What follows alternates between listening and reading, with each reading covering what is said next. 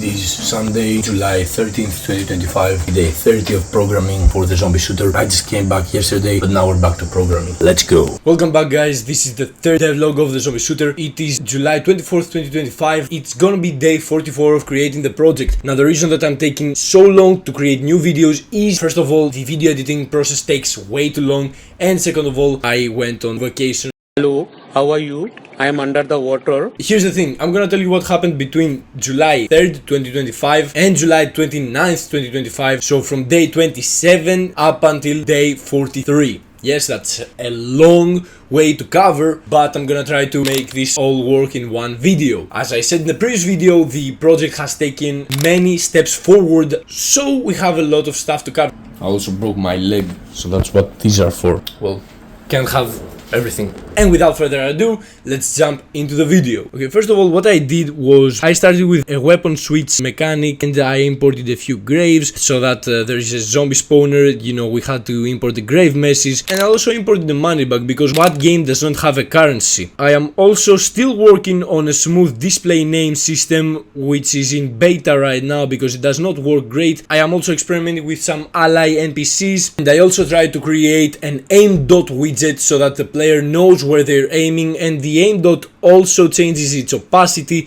depending on if it finds a target or if it does not. Now, like I said, I was going to switch to physical doors, and that's what I did. They don't work perfectly, but they are better than the automatic doors, so that is a step in the right direction. The garage door, for better or for worse, had to stay automatic because the garage door is never manual. The thing that I am probably most proud of is the minimap. I created a minimap on the bottom left corner of the screen that shows the map from the above, you know, bird's eye view, and also a player dot so that you know where the player is, and it's not a dot anymore, it's an arrow. There was a lot of bug fixing at this point because the loot system and the collisions were not really working together at that point. And also, let me explain something at this point. There is the house that's the base for the player or the players to be, more on that later, but instead of the basic house, I wanted to make some add-ons that you can purchase with the cash that you get from killing the zombies. So the first upgrade that I thought of was a CCTV system with multiple cameras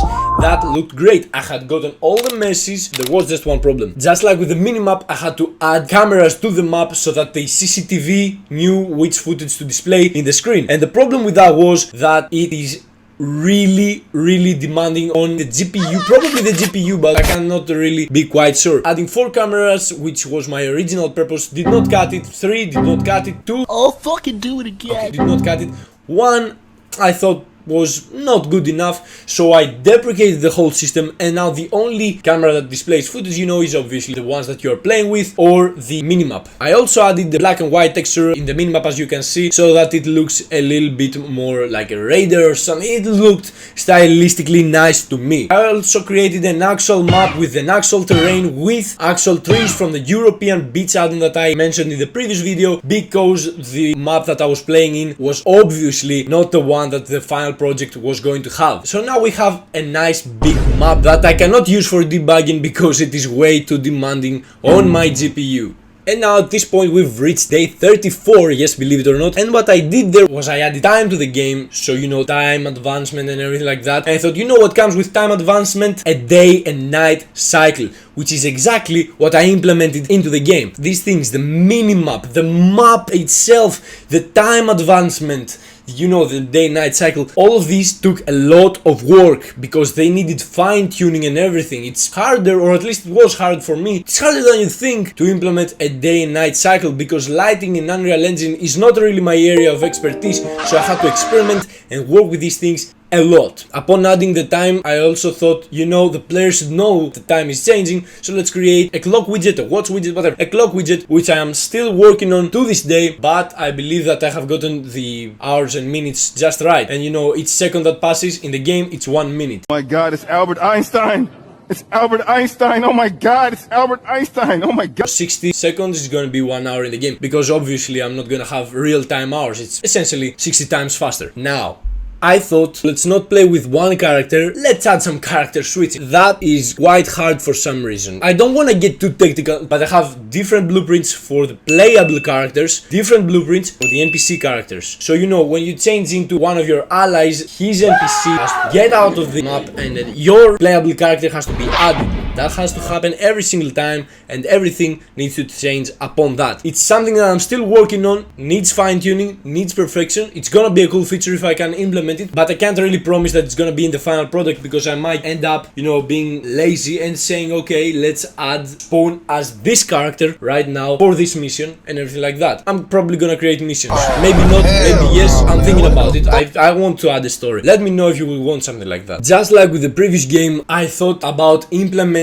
controller support, Xbox controller support to be specific into the game. This is something that I actually managed, and just like with the previous game MFC, I managed to do it for the input actions, not for the UI things. But obviously I do not have much of the UI yet. Oh boy, is that gonna change. Or interactable UI, so that's not a problem yet. Another thing that I wanted to add from the previous game, if you remember, is local multiplayer, which I am proud to say I have almost gotten right this time. 2 players can get in. I wanted to be 4, but let's not be greedy for the start. 2 players are in the game. The widgets and the damage and everything like that is a little bit more complicated for the second player, but I am starting to get the hang of it and I have to bring myself back up to speed right now after the vacation, but it's looking pretty good for the local multiplayer this time around. The last thing that I added for the minimap was, instead of just being able to see yourself in the minimap, you can actually see where your allies are. I will look for you. I will find you. And I will kill you. That does not apply for the second player at this moment, but it does apply for the NPCs. So yeah, as of day 43, this is what I have done, and the plan now is to try to perfect what I already have in the game and add a few more things to go. Ammo boxes, which I am starting to implement, loot and medkits and everything like that. More zombies probably, but we'll see. Maybe I'll release an early version of the game, start working on another project just, you know, to change some things around because it's getting stale after a point. That's what always happens, and maybe I'll get back to it or release a second version, but we'll see. For now, this is what I have, and I'm gonna get back to programming as of right now. So whenever I bring myself to editing this video, thank you for watching, and I will see you in the next one.